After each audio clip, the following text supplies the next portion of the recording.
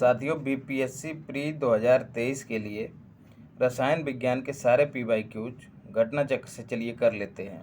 सारे महत्वपूर्ण हैं दोस्तों। आपको पता होगा कितने क्वेश्चन जो है रिपीट करते हैं। तो बिना वक्त जाया किए चलिए देखते हैं। पहला सवाल, निम्नलिखित में से कौन सा एक तत्व नहीं है? तो स्वाभाविक सी बात है, गैस एक तत्व नहीं है। आधुनिक रसायन शास्त्र का जनक किसे कहा जाता है? तो लेवोजियर को आधुनिक रसायन शास्त्र का जनक कहा जाता है, लेवोजियर को। ऐसा यूनिक प्रश्न है जो अभी तक आपने नहीं देखा होगा। परमाणु के नाभिक में कौन से मूल कण होते हैं दोस्तों? तो सही जवाब है प्रोटॉन और न्यूट्रॉन। जी हाँ, नाभिक में प्रोटॉन और न्यूट्रॉन होते हैं। प्रोटॉन पर पॉजिटिव चार्ज होता है, न्यूट्रॉन उदासीन होता है। इलेक्ट्रॉन पर नेगेटिव चार्ज होता है। किस नियम के अनुसार समान ताप, टेम्परेचर, प्रेशर और वॉल्यूम पर जो है सभी गैसों के अणुओं की संख्या समान होती है? तो साथियों, वह नियम है आवोगाद्रो का नियम। याद रखिएगा इसको एकदम। ये सब इंटर में आपने पढ़ा होगा अच्छे से। एक तत्व के इलेक्ट्रॉनों और न्यूट्रॉनों की संख्या क्रमशः 18 तथा 20 है। इस तत्व की द्रव्यमान संख्या क्या होगी दोस्तों? तो फार्मूला रहता है द्रव्यमान संख्या या फिर परमाणु भार इक्वस टू प्रोटॉनों की संख्या प्लस न्यूट्रॉनों की संख्या। प्रोटॉनों की संख्या दी गई है 18 और न्यूट्रॉनों की संख्या 20, तो दोनों मिला के 38 हो गया है। तो ये फार्मूला याद रखिएगा। परमाणु क्रमांक या परमाणु संख्या जो है दोस्तों प्रोटॉनों की संख्या के बराबर होती है। जी हाँ, कोई भी तत्व होता है उसके यहाँ नीचे जो बैठा रहता है वो परमाणु क्रमांक होता है, जो ऊपर टंगा रहता है वह परमाणु भार होता है। ठीक है, हमेशा भार डालता रहता है उस पर, तो परमाणु भार ऊपर होता है। एक नाभिक की द्रव्यमान संख्या क्या डिनोट करती है? न्यूट्रॉनों और प्रोटॉनों की संख्या का योग होती है, जैसा कि अभी हमने ऊपर फार्मूला देखा इसका। प्लूटोनियम न्यूक्लाइड के नाभिक में न्यूट्रॉनों की संख्या होती है दोस्तों। अब देखिए, इसमें 242 जो है वह परमाणु भार है और 94 जो है वह परमाणु क्रमांक है। 94 ही जो है वही नंबर ऑफ प्रोटॉन कहा जाएगा। तो हम लोग जान रहे हैं कि परमाणु भार बराबर, यहीं से निकालेंगे, परमाणु भार बराबर या फिर द्रव्यमान संख्या बराबर P प्लस N, न्यूट्रॉनों की संख्या प्लस प्रोटॉनों की संख्या। और इसमें देखिए प्रोटॉनों की संख्या 94 दी है दोस्तों और 242 परमाणु भार दिया है, तो स्वाभाविक सी बात है यहाँ से न्यूट्रॉनों की संख्या निकल जाएगी, तो 148 आएगा। गुणा भाग और जो कुछ संक्रिया है गणितीय उसको कर लीजिएगा। एक तत्व के समस्थानिक अलग अलग होते हैं दोस्तों। एक तत्व के समस्थानिक अलग अलग होते हैं द्रव्यमान संख्या में। जी हाँ, समस्थानिक दोस्तों वे एटम होते हैं, वे तत्व होते हैं जिनका परमाणु क्रमांक समान होता है लेकिन द्रव्यमान संख्या अलग होती है। तो इसीलिए अलग अलग क्या होगा? द्रव्यमान संख्या। यहीं पर स्पष्ट करता चलूँ कि संभारिक वे होते हैं जिनका परमाणु भार, देखिए संभारिक में भार आया ना, भारिक, तो परमाणु भार जिनका सेम होगा लेकिन परमाणु क्रमांक अलग होगा वह संभारिक कहलाएंगे। तो अगला प्रश्न ये भी पूछा जा सकता है, याद रखिएगा। 2022 का प्रश्न है, फैराडे स्थिरांक जो है दोस्तों क्या है? सार्वभौमिक स्थिरांक है, याद रखिएगा। निम्न में किसका पीएच मान 7 है? 7 है दोस्तों। तो एक से अधिक विकल्प सही है दोस्तों। शुद्ध पानी का पीएच 7 होता है, उदासीन विलयन का पीएच 7 होता है और क्षारीय विलयन नहीं दोस्तों, और अम्लीय विलयन उसका भी नहीं 7 होगा। क्यों दोस्तों? जो 0 डिग्री के इस तरफ आए, 0 से कम रहे वह अम्लीय होगा और जो 0 से अधिक रहे वह क्षारीय होगा विलयन, याद रखिएगा। तो ये 7 है और 7 जो है न्यूट्रल होता है, याद रखिएगा। पीएच वैल्यू 7 जो है न्यूट्रल होती है, उदासीन विलयन को डिनोट करती है। और निम्न में से किस विलयन के पीएच का मान 7 से अधिक होगा दोस्तों? तो स्वाभाविक सी बात है 7 से अधिक होगा, तो अभी हमने बताया, तो यह कैसा होगा? क्षारीय होगा। यदि 7 से कम होगा तब अम्लीय होगा इधर। और 7 से स्टार्ट करते हैं, जैसे नंबर लाइन हम लोग गणित में पढ़ते हैं, इसके नीचे जो भी आएगा 7 से नीचे वह अम्लीय होगा और 7 से ऊपर का मान जो है वह क्षारीय कहा जाएगा। पानी का पीएच मान दोस्तों 7 होता है, रट लेना है कतई। कभी कभी पूछ लिया जाता है कि मनुष्य का जो खून है वह कैसा है, क्षारीय है या अम्लीय? तो याद रखिएगा क्षारीय है, पीएच वैल्यू उसकी 7 से कुछ अधिक होती है। एक घोल का पीएच 3 से 6 बदलता है, H प्लस आयन की सांद्रता कितनी गुना बढ़ जाएगी दोस्तों? तो सही जवाब है 1000 गुना कम हो जाएगी, बढ़ेगी नहीं। फार्मूला देख लीजिएगा, इसमें वैल्यू पुट कर दीजिएगा और निकाल लीजिएगा। चीज़ें समझने का समय नहीं है दोस्तों। ब्रोमीन होती है क्या दोस्तों? एक लाल द्रव होता है, ठीक है। इसका गहरा लाल रंग होता है, तीक्ष्ण गंध होती है और वाष्पशील द्रव है, ये याद रखिएगा। वेल्डिंग में प्रयोग होने वाली गैसें हैं, बहुत महत्वपूर्ण है, एकदम इम्पॉर्टेंट, इस पर लिख लीजिएगा। ऑक्सीजन तथा एसीटिलीन। ऑक्सीजन तथा एसीटिलीन जो है वेल्डिंग में प्रयोग होने वाली गैसें होती हैं। गैल्वेनाइज्ड लोहे के पाइप पर परत होती है किसकी दोस्तों? तो जिंक की होती है या फिर जस्ते की परत होती है। लोहे की छड़ पर एक कोटिंग कर दी जाती है जिससे उस पर जंग ना आए, तो वह कोटिंग किसकी होती है? जस्ते की। इस प्रक्रिया को क्या कहते हैं? गैल्वेनाइजेशन। उम्मीद करता हूँ समझ गए होंगे। कपड़े साफ करने में प्रयोग होने वाले डिटर्जेंट हैं, बहुत महत्वपूर्ण है। कैसे कन्फ्यूजन होगा यहाँ पर देखिए, डिटर्जेंट बोला है तो ये सल्फोनेट होते हैं, याद रखिएगा। बाइकार्बोनेट देख के कंफ्यूज मत होइएगा। वह तत्व जो मानव पसीने के माध्यम से उत्सर्जित होता है दोस्तों, तो इसमें लगभग सभी चीज़ें जो है मानव पसीने में विद्यमान होती हैं। लोहा, जिंक, मैग्नीशियम, गंधक, तब ई विकल्प इसका सही होगा। नीला धोता रासायनिक रूप से है कापर सल्फेट को ही नीला धोता कहते हैं, याद रखिएगा। CuSO4 5H2O इसका फार्मूला होता है। और निम्नलिखित में से सबसे भारी धातु है दोस्तों, तो प्लेटिनम जो है सबसे भारी धातु है।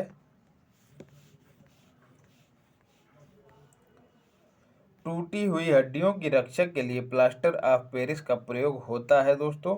जिप्सम होता है, ये क्या होता है? जिप्सम होता है। जी हाँ दोस्तों, जिप्सम से ही प्लास्टर ऑफ पेरिस का निर्माण होता है। और जो आपकी हड्डी टूटती है तो जो प्लास्टर होता है उसमें इसी का इस्तेमाल होता है, ठीक है। इसका फार्मूला याद रखिएगा। जिप्सम का फार्मूला CaSO4 इंटू 2H2O होता है। जब इसको गर्म कर दिया जाता है तब यही कैल्शियम सल्फेट सेमी हाइड्रेट में कन्वर्ट हो जाता है, फिर उसी को जो है प्लास्टर ऑफ पेरिस कहते हैं। तो CaSO4 इंटू हाफ H2O, याद रखिएगा। फार्मूला पूछ लिया जाता है, तब जिप्सम से ही बनता है plaster of Paris. Plaster of Paris का दूसरा नाम होता है कैल्शियम सल्फेट अर्ध हाइड्रेट या फिर सेमी हाइड्रेट। तो ऐसे भी आपको कंफ्यूज कर सकता है परीक्षक। प्लास्टर ऑफ पेरिस देखिए, सूत्र पूछ लिया है दोस्तों। प्लास्टर ऑफ पेरिस का सूत्र क्या होता है? तो CaSO4 का होल ट्वाइज इंटू H2O, ठीक है।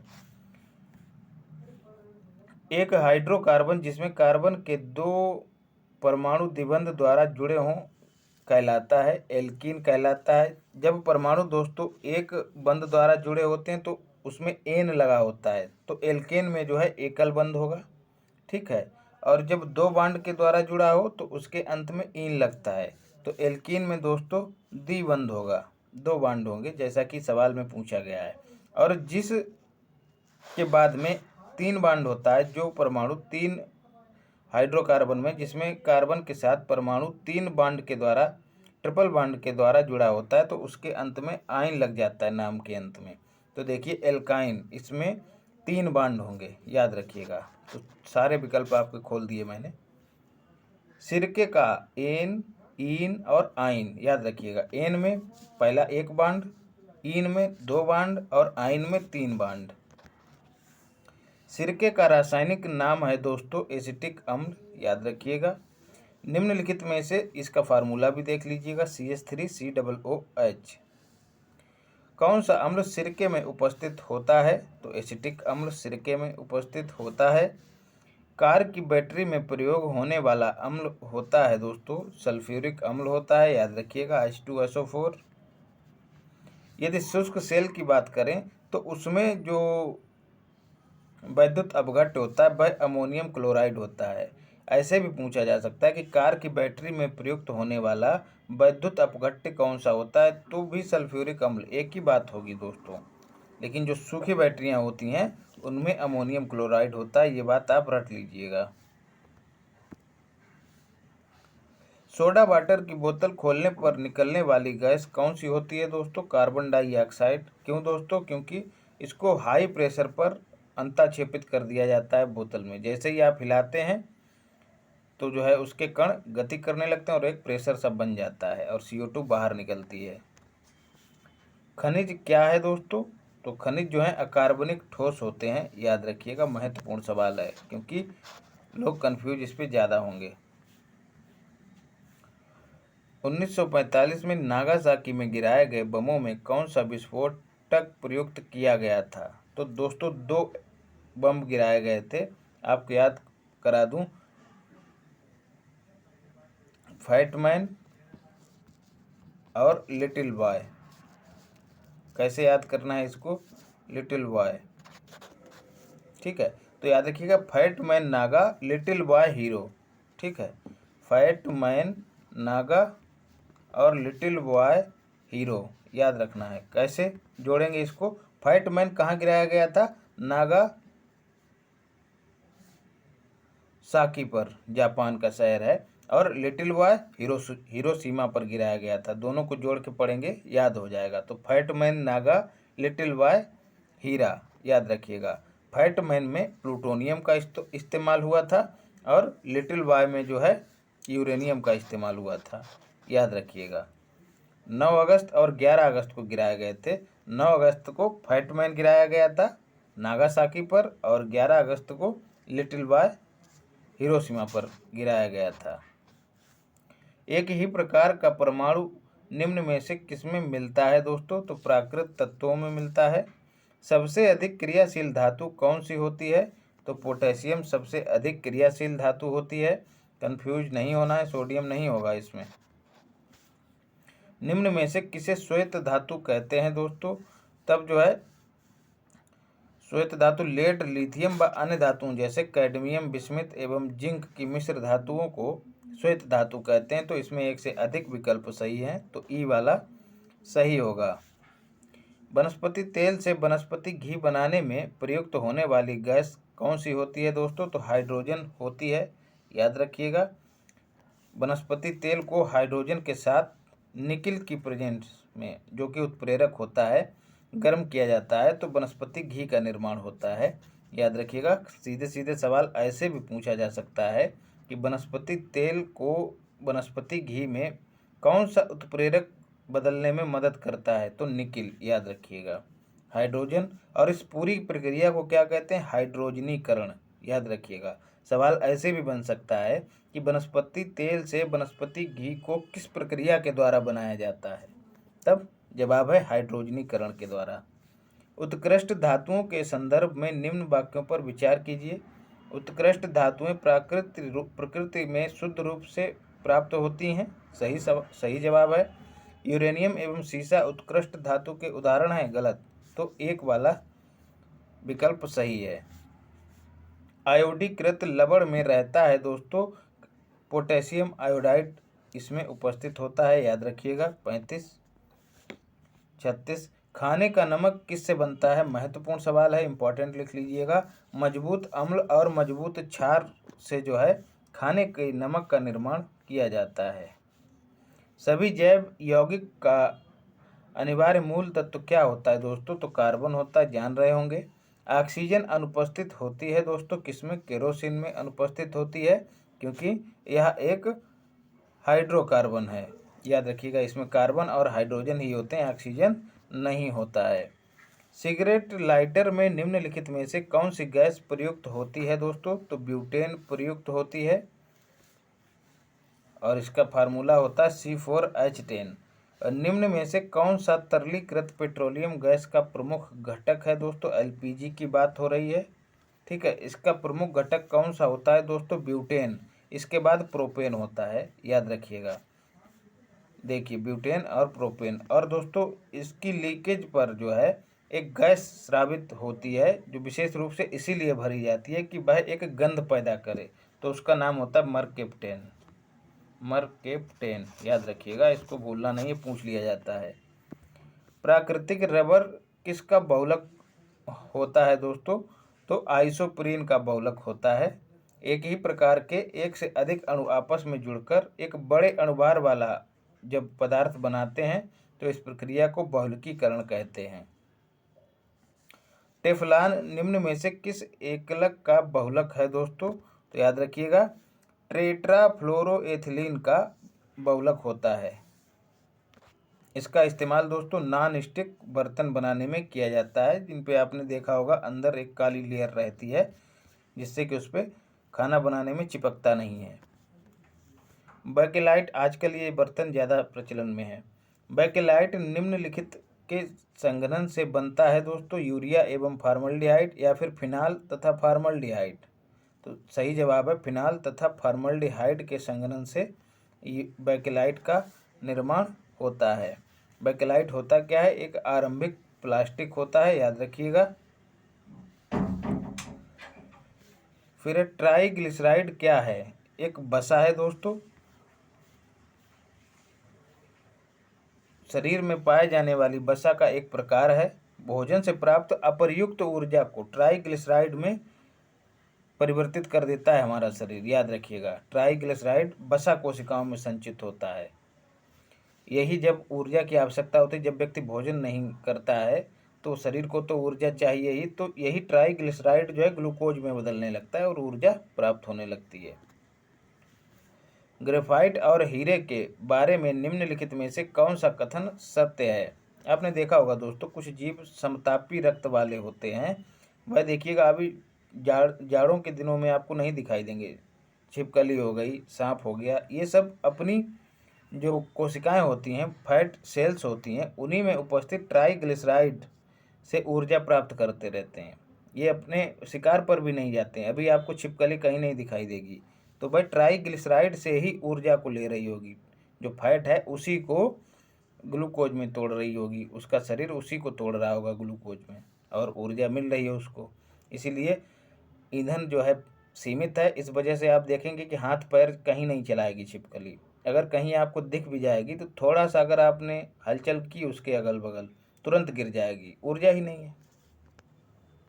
तो जीव जंतु भी देखिए अपने अंदर की ऊर्जा को इस तरह से बचाकर रखना जानते हैं, और हम लोग यत्र तत्र अपना बर्बाद करते हैं इंतजाम। ग्रेफाइट और हीरे के बारे में निम्नलिखित में से कौन सा कथन सत्य है?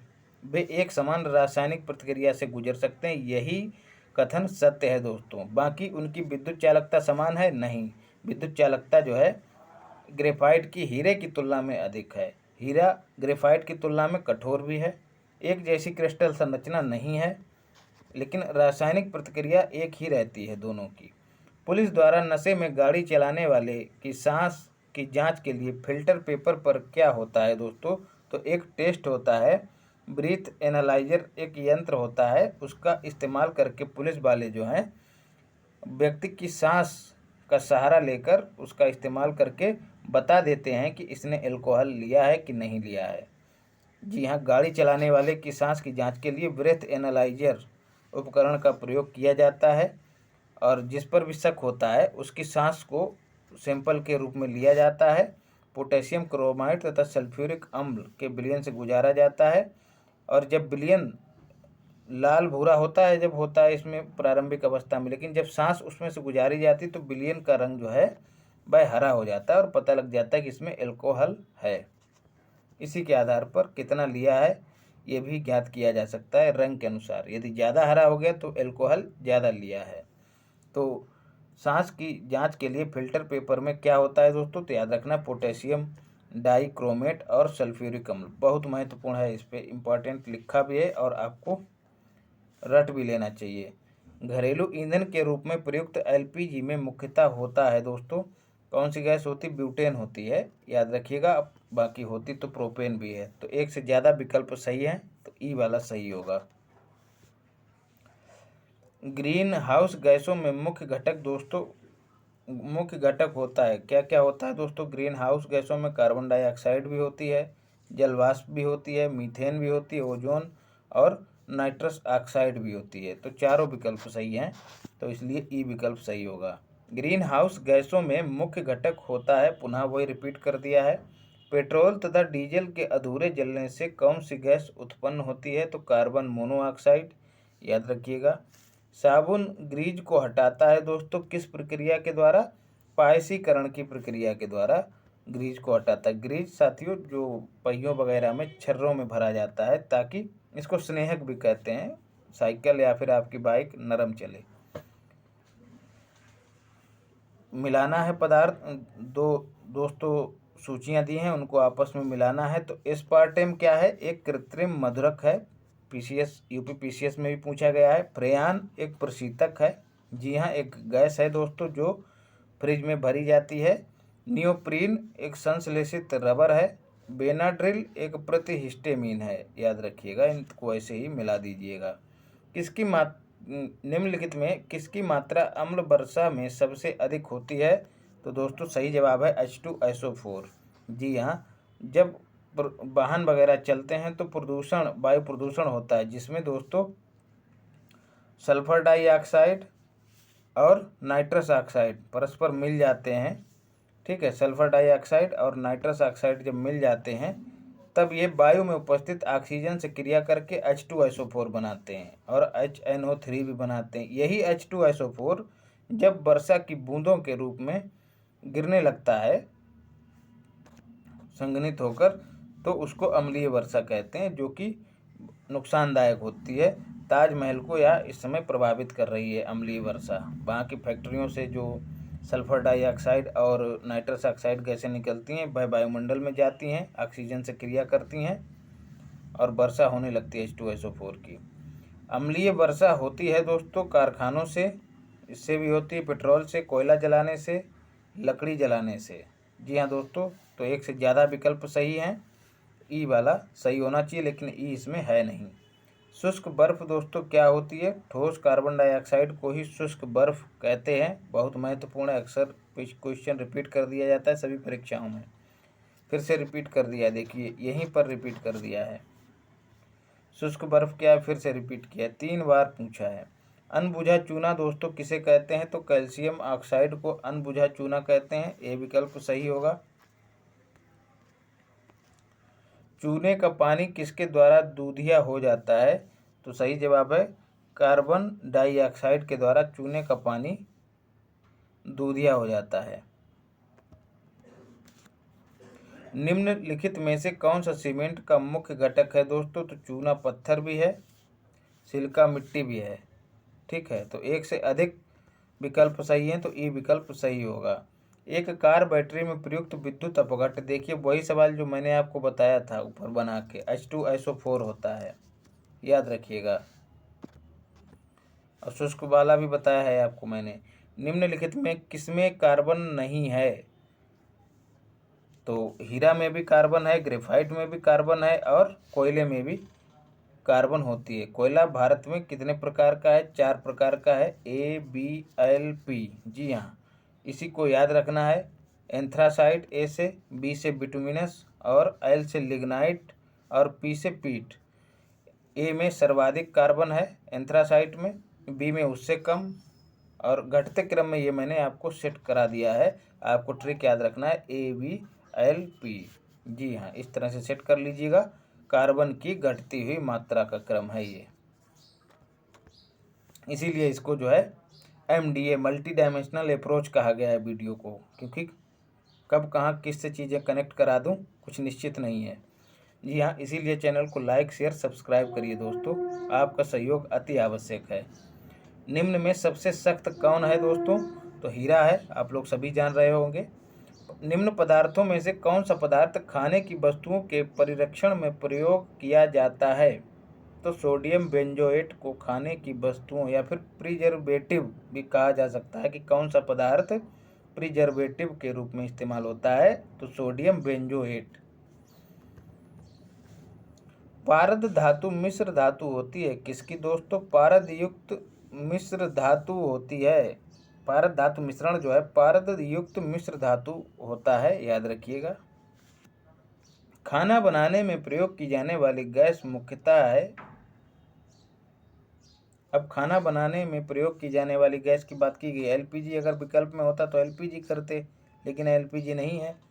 Carbon dioxide, carbon monoxide, methane. Methane, जी हाँ दोस्तों, यहाँ पर गोबर गैस की बात कही गई है और इसमें जो है मीथेन का इस्तेमाल किया जाता है। गोबर, कूड़ा कचरा और जो सड़ी गली चीज़ें हैं इनका इस्तेमाल करके इस गैस को बनाया जाता है और ग्रामीण क्षेत्रों में ईंधन के रूप में इस्तेमाल किया जाता है। बायोगैस का निम्न में से कौन सा अवयव है दोस्तों? इसको बायोगैस, गोबर गैस को ही बायोगैस भी कहते हैं। तो सही जवाब है मीथेन इसका मुख्य अवयव है। ब्यूटेन किसका मुख्य अवयव है? ब्यूटेन जो है एलपीजी का मुख्य अवयव है।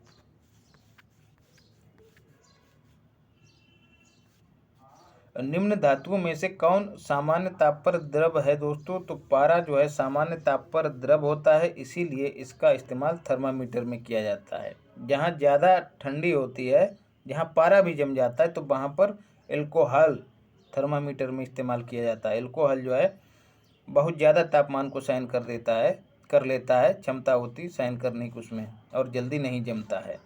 ठोस कपूर से कपूर वाष्प बनाने की प्रक्रिया को क्या कहते हैं? कल भी हम लोग पढ़े थे, ऊर्ध्वपातन। जब कोई ठोस बिना द्रव में परिवर्तित हुए सीधे वायु में कन्वर्ट हो जाता है या गैस में बदल जाता है तो इसको ऊर्ध्वपातन कहते हैं। इस प्रक्रिया को पुनः अगर उसको ठंडा किया जाए गैस को, तब जो है वह पुनः उसी ठोस अवस्था में आ जाती है। तो ठोस से गैस और गैस से ठोस बनने की प्रक्रिया ही ऊर्ध्वपातन कहलाती है। पीतल के बर्तनों को कलई करते समय गर्म बर्तन की सफाई के लिए प्रयोग किए जाने वाले अमोनियम क्लोराइड चूर्ण से निकलने वाला धुआं किस गैस का होता है दोस्तों? तो क्लोरिक एसिड हाइड्रोजन का नहीं, कार्बन मोनोऑक्साइड का नहीं, अमोनिया का नहीं, फिर किसका? अमोनिया और हाइड्रोक्लोरिक एसिड का ये धुआं होता है, याद रखिएगा। नींबू खट्टा किसके कारण होता है दोस्तों? तो एसिटिक अम्ल तो सिरके में पाया जाता है, तो सही जवाब है सीट्रिक अम्ल या साइट्रिक अम्ल के कारण नींबू खट्टा होता है। वाहनों से निकलने वाली गैस कौन सी है?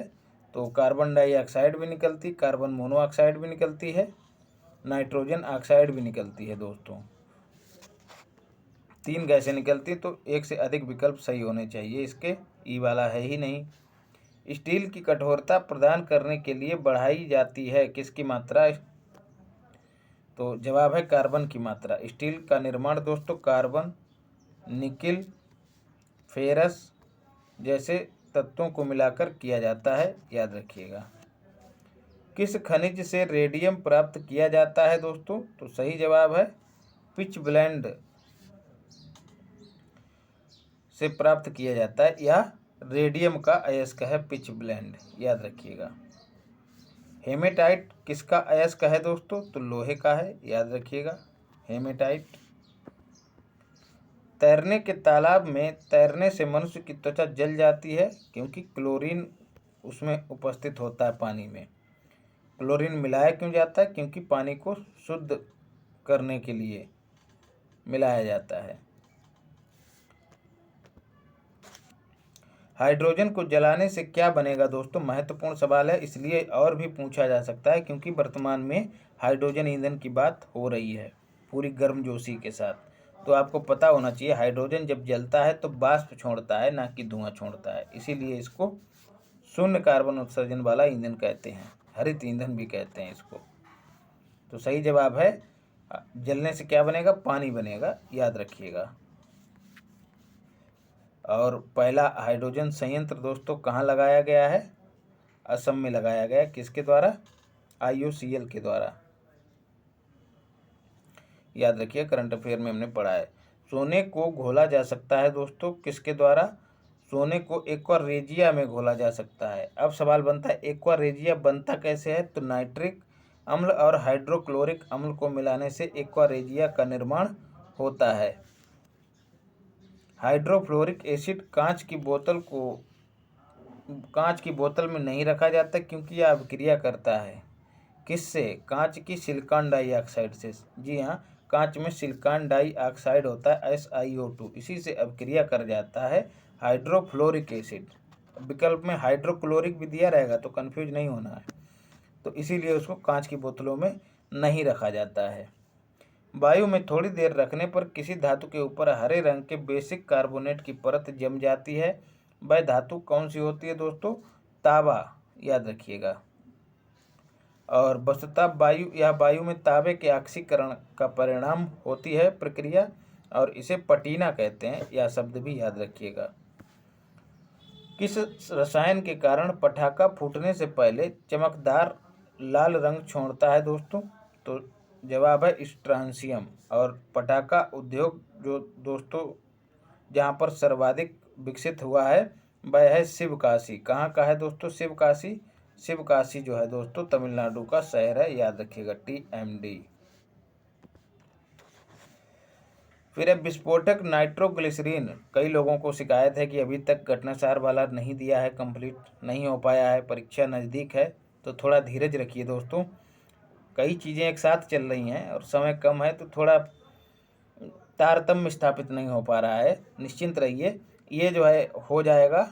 आज रसायन विज्ञान, फिर इसका एक सेगमेंट बचा है जीव विज्ञान, उसके बाद बिहार स्पेशल, बस ख़त्म। और उसके साथ ही दोस्तों हम लोगों ने एजुटेरिया को भी शुरू कर दिया है, उसके प्रैक्टिस सेट आपको उपलब्ध कराता हूँ। तो औरों से थोड़ा अलग रहता है ना, काम करना पड़ता है दोस्तों इन चीज़ों पर। आप देखेंगे तो खुद ही समझेंगे। औरों की तरह केवल पढ़ के नहीं सुनाता हूँ, चीज़ों को लिंक करके देता हूँ, जो भी मेरा अनुभव है अब तक का। जी हाँ दोस्तों, मैं भी आपकी तरह ही एस्पिरेंट हूँ और मेंस लिखने का कई बार अनुभव प्राप्त है, तो उसका इस्तेमाल करके ही चीज़ों को देता हूँ कि कौन सा सवाल किस तरह से पूछा जा सकता है। मेरा प्रयास यही रहता है, लेकिन कभी कभी शर्त जो है वीडियो को अधिक लंबा ना करने की लगी रहती है, तो इस वजह से चीज़ें जो हैं एकदम नहीं दे पाता हूँ। और विस्तार अगर करा जाए तो भाई संसाधनों की ज़्यादा ज़रूरत पड़ेगी, और संसाधनों का अभाव है। ऊपर से आप लोग सब्सक्राइब नहीं करते हैं, तो थोड़ा नीरसता का भाव भी आ जाता है। लाइक भी नहीं करते हैं, तो थोड़ा समझा करिए भैया। विस्फोटक नाइट्रोग्लिसरीन है एक, क्या है दोस्तों? एस्टर है, रट लेना है इसको। घरेलू सिलेंडरों में दाब मापक नहीं प्रदान किए जाते हैं LPG सिलेंडरों में। क्यों दोस्तों? क्योंकि LPG द्वारा ये चोक हो सकते हैं, क्योंकि दोस्तों हाई कंप्रेस्ड गैस होती है, ज़्यादा दाब पर गैस को भरा जाता है उसमें। और निम्नलिखित में से खनिज द्वारा लोहा प्राप्त किया जाता है। किसके द्वारा? तो अभी हम लोगों ने पढ़ा है, हेमेटाइट के द्वारा लोहा प्राप्त किया जाता है। पिच ब्लेंड नामक अयस्क से क्या प्राप्त होता है? यूरेनियम। मोनोजाइट अयस्क से क्या प्राप्त होता है? थोरियम। मोनोजाइट जो है दोस्तों बहुत महत्वपूर्ण सवाल है, कहाँ पाया जाता है? केरल के तट की मिट्टी में पाया जाता है। केरल के तट पर जो मिट्टी है, रेत है, उसी में मोनोजाइट पाया जाता है, और इसी मोनोजाइट से थोरियम को निकाला जाता है, याद रखिएगा। विरंजक चूर्ण के लिए कौन सा कथन असत्य है? तो जल में अधिक विलय होता है। विरंजक चूर्ण बोले तो ब्लीचिंग पाउडर की बात हो रही है दोस्तों। जल को शुद्ध करने के लिए इसको डाला जाता है, कीटाणु मुक्त करने के लिए। हल्के पीले रंग का चूर्ण है, सही बात है। ऑक्सीकारक है, सही बात है। तनु अम्ल की प्रतिक्रिया से क्लोरीन निष्कासित करता है, और आप लोग जानते ही हैं क्लोरीन जो है एंटीबैक्टीरियल है, मतलब जो रोगाणु हैं उनको नष्ट करती है। जिस धातु कर्म प्रक्रिया के अंतर्गत धातु मिश्रित अवस्था में पाई जाती है उसको क्या कहते हैं? प्रगलन कहते हैं। जस्ते से एक आयतन भाग को दो आयतन भाग तांबा से मिलाने पर पीतल बनता है। पीतल का घनत्व कितना है दोस्तों? याद रखिएगा, फार्मूला इसका ये दिया गया है, इस तरह से बनेगा। 3 गुणा पीतल बराबर 1 भाग जस्ता प्लस 2 भाग तांबा। वैल्यू रख दीजिएगा, मान निकल आएगा। निम्न में से कौन से पीतल के घटक हैं दोस्तों? तो याद रखना है जस्ता और तांबा। जी हाँ, जिंक और कॉपर, जंकू। ठीक है। कांसा जो है दोस्तों Cu और Sn होते हैं, आपको पहले ही बताया। कांसा को कांसा ही पढ़ना। कासा, देखिए इसके जब सिंबल्स को आप कनेक्ट करेंगे तो कासा खुद आवाज़ निकलेगी। Cu कॉपर का होता है सिंबल, और Sn जो है टिन का होता है। तो कांसा जो है टिन और कॉपर को मिला के तैयार किया जाता है। जस्ते से एक बर्तन पर विद्युत लेपन की विधि में बर्तन को ऋण ध्रुव बनाया जाता है, शुद्ध जस्ते को धन ध्रुव बनाया जाता है। बर्तन को ऋण ध्रुव और शुद्ध जस्ते को धन ध्रुव बनाया जाता है। जी हाँ दोस्तों, यही विकल्प सही है। जंग लगे लोहे के वजन में निम्नलिखित कौन सा परिवर्तन होता है दोस्तों? तो सीधा सीधा रट लीजिएगा, इसका वजन जो है बढ़ जाता है, लोहे का वजन बढ़ जाता है जब जंग लग जाती है। लेकिन जैसे जैसे समय बीतता है लोहा खराब भी होता है, तो फिर वजन घटने लगता है। तो यहाँ पर प्रथम दृष्टया की बात कही गई है, तो प्रथम दृष्टया जो है वजन जो है उसका बढ़ेगा लोहे का। स्टेनलेस स्टील एक मिश्र धातु है दोस्तों, हम लोग पहले भी पढ़ चुके हैं। अभी लोहे, कार्बन, निकेल और क्रोमियम को मिलाकर स्टेनलेस स्टील का निर्माण किया जाता है। फिर से रिपीटेड क्वेश्चन है 91 और 92 पुनः। अब जो है निम्नलिखित में से किसमें ऋणात्मक आवेश होता है दोस्तों? तो याद रखना है 3 किरणें हैं, अल्फा, बीटा और गामा। इनको इस तरह से समझिएगा, अल्फा पर प्लस होता है, इस पे माइनस और इस पे जीरो। तो प्लस से घटते हुए क्रम में बढ़िएगा, पहले प्लस फिर माइनस फिर जीरो, ऐसे घटते हुए क्रम में जाएंगे तो आपको लगेगा कि गामा पर जो है कोई चार्ज नहीं होता, बीटा पर ऋणावेश होता है, अल्फा पर धनावेश होता है।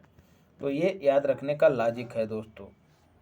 निम्न में से कौन सा इलेक्ट्रॉनिक विन्यास या संरूपण धातु तत्वों के लिए होता है? तो 2882। यदि आपने बायोलॉजी इंटर में अच्छे से पढ़ी होगी तो इसको समझ रहे होंगे। कार्बन मोनोऑक्साइड समूह का आबंध क्रम क्या होता है दोस्तों? तो 3 होता है, याद रखिएगा। इस पर डिटेल में नहीं जाऊंगा दोस्तों। जिस तत्व के परमाणु में 2 प्रोटॉन, 2 न्यूट्रॉन और 2 इलेक्ट्रॉन हो, तीनों चीज़ें दी हैं दोस्तों, उस तत्व की द्रव्यमान संख्या कितनी होगी? तो हम लोग द्रव्यमान संख्या m बराबर क्या होता है, p + n, number of proton और न्यूट्रॉन। तो दोनों की संख्या दी गई है तो जोड़ दीजिएगा, निकल आएगा। सल्फर हेक्साफ्लोराइड अणु का आकार कैसा होता है दोस्तों? तो चतुष्फलकीय होता है, याद कर लीजिएगा। फिर एक तत्व X की बाह्यतम कक्षा में 4 इलेक्ट्रॉन हैं। हाइड्रोजन के साथ इसके यौगिक का कौन सा सूत्र होगा दोस्तों? तो XH4 हाइड्रोजन का एक होता है और इसके 4 इलेक्ट्रॉन हैं दोस्तों। अब चारों को जो है कंप्लीट जोड़ा बनाना है, तो एक हाइड्रोजन यहाँ लटकेगा, एक हाइड्रोजन इस वाले से लटकेगा, एक हाइड्रोजन इससे लटकेगा और एक हाइड्रोजन इससे लटकेगा। तो यही वाला बन जाएगा XH4। फिर बेंजीन में सिग्मा और पाई बंध की संख्या कितनी होती? भैया रट लेना है, 12 और 3। निम्न कथनों पर विचार कीजिए। शुद्ध जल में नमक को घोलने से जल का क्वथनांक बढ़ जाता है एवं जल का हिमांक घट जाता है। तो सही जवाब दोस्तों इसका होगा डी, 1 और 2 दोनों कथन सही हैं। इसीलिए ऊंचाई पर जो है दोस्तों उसका क्वथनांक बढ़ाने के लिए, जब खाना पकाते हैं ऊंचाई पर, तो जल का क्वथनांक बढ़ाने के लिए दोस्तों नमक ज़्यादा मिला दिया जाता है। ऊंचाई पर आप लोग जानते होंगे दाब कम हो जाता है। प्रेशर कुकर किस सिद्धांत पे काम करता है? प्रेशर कुकर में दोस्तों दाब भी अधिक होता है, प्रेशर ऊपर से अधिक होता है और नीचे जो उसमें द्रव होता है उसका क्वथनांक भी अधिक होता है। दाब जैसे ही बढ़ेगा वैसे ही क्वथनांक भी बढ़ जाता है। तो खाना जो इसमें जो नीचे खाना रहता है, जो खाने के कण होते हैं वो उबाल नहीं मारते हैं और आसानी से पक जाता है खाना। तो ऐसे भी सवाल पूछा जा सकता है कि क्वथनांक बढ़ाने के लिए नमक ज़्यादा डाला जाता है या नमक कम किया जाता है। भारी पानी वह पानी होता है दोस्तों जिसमें हाइड्रोजन का स्थान आइसोटोप ले लेता है। तो ड्यूटेरियम को ही भारी जल कहते हैं, फार्मूला इसका D2O होता है। किसी परमाणु नाभिक का आइसोटोप, जी हाँ, समस्थानिक की बात की गई है, वह नाभिक है जिसमें प्रोटॉनों की संख्या वही होती है परंतु न्यूट्रॉनों की संख्या भिन्न होती है। हमने आपको बताया भी ऐसे पदार्थ जिनका परमाणु क्रमांक सेम होता है और परमाणु भार अलग होता है वे समस्थानिक कहलाते हैं, और जिनका परमाणु भार सेम होता है और परमाणु क्रमांक अलग होता है वे समभारिक कहलाते हैं। तो समभारिक मतलब यदि X है और एक Y है, ठीक है, इसका भी 5 है परमाणु भार, इसका भी 5 है, तो ये परस्पर जो हैं समभारिक होंगे। और यदि दोस्तों इनका परमाणु क्रमांक 5 और इनका भी परमाणु क्रमांक 5, तो ये दोनों समस्थानिक कहे जाएंगे। और ये जो परमाणु क्रमांक होता है यही नंबर ऑफ प्रोटॉन होता है, याद रखिएगा।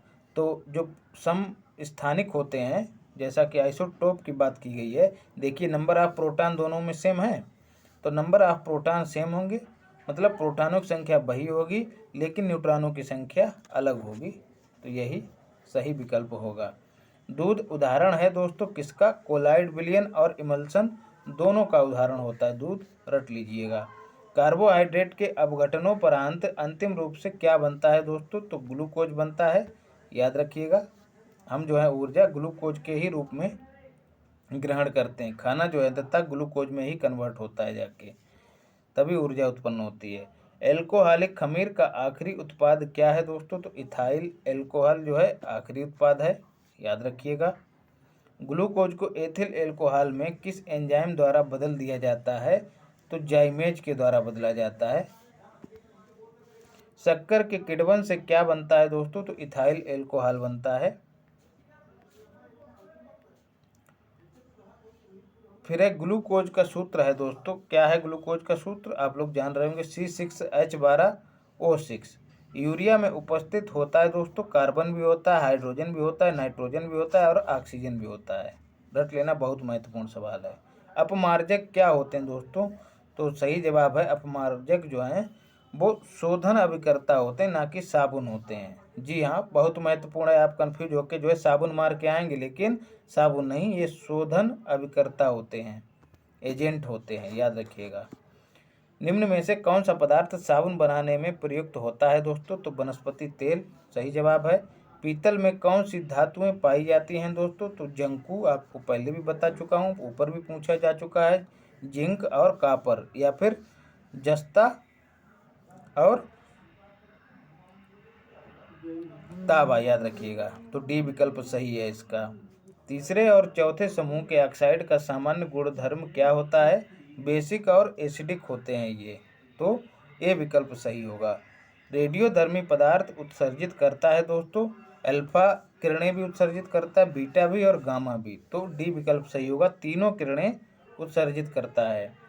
हवा में जिस गैस की मात्रा सबसे अधिक होती है वह कौन सी है दोस्तों? आप लोग जान रहे होंगे, नाइट्रोजन जो है सर्वाधिक मात्रा में होती है, उसके बाद ऑक्सीजन, याद रखिएगा। वायु एक है दोस्तों, यौगिक नहीं है, एक मिश्रण है, तो सी विकल्प सही होगा। और ये जो है मात्रा याद कर लीजिएगा, नाइट्रोजन जो है 78.08 और ऑक्सीजन दूसरे नंबर पर 20.95, याद रखिएगा, और आर्गन तीसरे नंबर पर 0.93। कभी कभी इनका क्रम निर्धारित करने के लिए दे दिया जाता है, तो इसको रट लेना है। मच्छर भगाने वाली दवाओं में सक्रिय रसायन कौन सा होता है दोस्तों? तो एलिथ्रिन होता है। थोड़ा जल्दी इसलिए बोल रहा हूँ ताकि जो बैकग्राउंड में शोर मच रहा है, कोई भोंपू लेके कुछ बेच रहा है या कोई और प्रचार कर रहा है, वो आवाज़ें ना आए। जल की स्थायी कठोरता का कारण क्या होता है दोस्तों? तो सही जवाब है विकल्प कैल्शियम तथा मैग्नीशियम के क्लोराइड और सल्फेट, रट लेना है कतई इसको। फिर है हास्य गैस क्या होता है दोस्तों? हास्य गैस नाइट्रस ऑक्साइड, जी हाँ, N2O इसका फार्मूला होता है। विकल्प में नाइट्रिक ऑक्साइड भी रहेगा, कंफ्यूज नहीं होना, नाइट्रस होता है। जी हाँ, इसको एनेस्थीसिया के रूप में बेहोश करने के लिए भी प्रयुक्त किया जाता है। ऐसा ही दोस्तों एक और कौन सा पदार्थ होता है? क्लोरोफार्म, उसको भी एनेस्थीसिया के रूप में इस्तेमाल किया जाता है, याद रखिएगा, क्लोरोफार्म। निम्न में से किससे हंसने वाली गैस कहते हैं? तो पुनः क्वेश्चन रिपीट कर लिया, N2O को कहते हैं। फिर से मिलान करना है दोस्तों, क्या मिलाना है? त्वचा कैंसर किससे होता है? यूवी रेज से होता है, पराबैंगनी किरणों से होता है, ध्वनि को डेसिबल में मापा जाता है, वैश्विक तापन CO2 के कारण होता है, ओजोन छिद्र क्लोरोफ्लोरोकार्बन की अधिकता के कारण होता है, याद रखिएगा। और इसी पर एक समझौता हुआ था दोस्तों, कौन सा? Montreal protocol. कहाँ हुआ था? कनाडा में। ये कनाडा का ही एक स्थान है मॉन्ट्रियल, यहीं पर 16 सितंबर को हुआ था, इसीलिए 16 सितंबर को जो है विश्व ओजोन दिवस के रूप में मनाते हैं।